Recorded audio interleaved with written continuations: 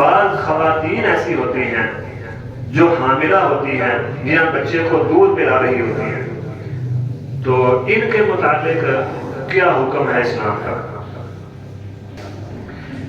اس میں دو موقف ہیں۔ پہلا تو یہ دو موقفوں میں بھی پہلے خواتین جو ہیں حاملہ یا دودھ پلانے والی دو قسم کی ہیں۔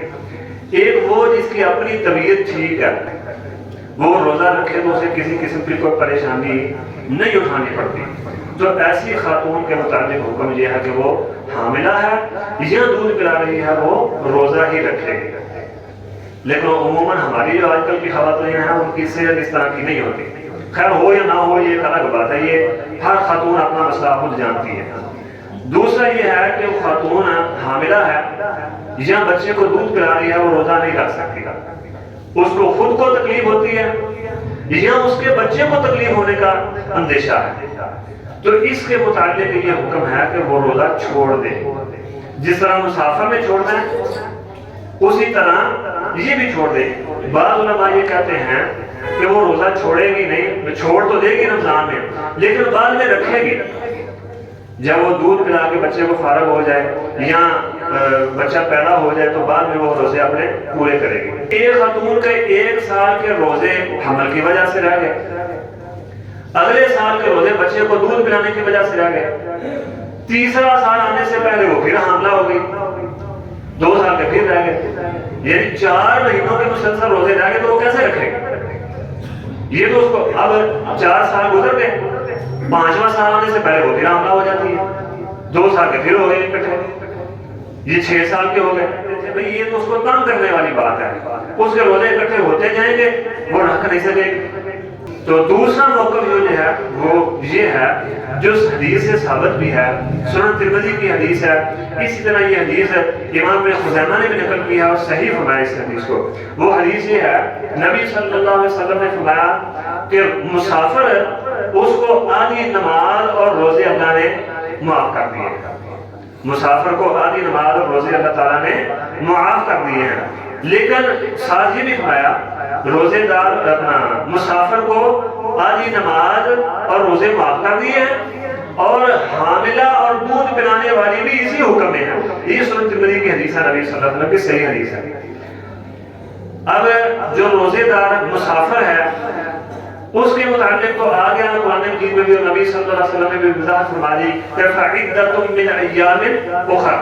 وہ دوسرے دنوں میں اپنی گنتی پوری کریں گے۔ یعنی ایک بندہ سفر پر جاتا ہے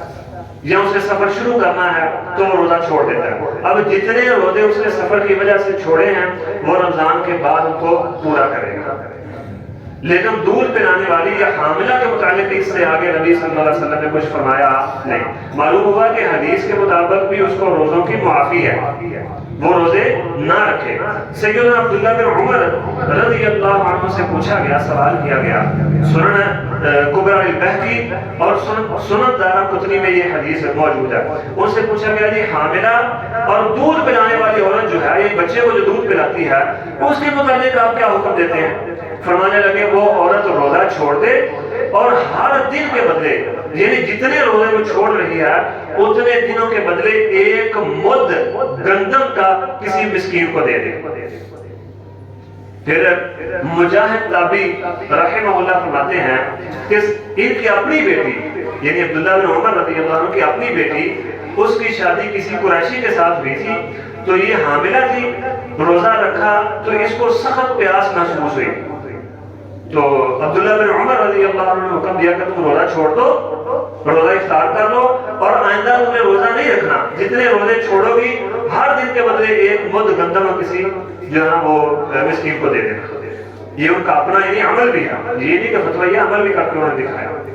اسی طرح سیدنا عبداللہ بن عباس رضی اللہ عنہما سے پوچھا گیا تو انہوں نے فرمایا وَعَلَى الَّذِينَ يُطِيقُونَهُ فِدْيَةٌ طَعَامُ مِسْكِينٍ، یہ جو اللہ تعالیٰ کا فرمان ہے، لیکن عبداللہ بن عباس فرماتے ہیں کہ منسوخ ہے، حکم منسوخ ہے، لیکن دودھ پلانے والی عورت اور حاملہ عورت کے متعلق اس کا حکم منسوخ نہیں ہے، وہ حکم ابھی ثابت ہے۔ ان دونوں کے متعلق غیر منسوخ ہے یہ آیت۔ مختصر یہ معلوم ہوا کہ جو عورت حاملہ ہے یہ دودھ پلانے والی ہے، تو یہ کیا کریں گے، یہ ایک مد گندا دیں گے۔ اب ایک مد کتنا بنتا ہے،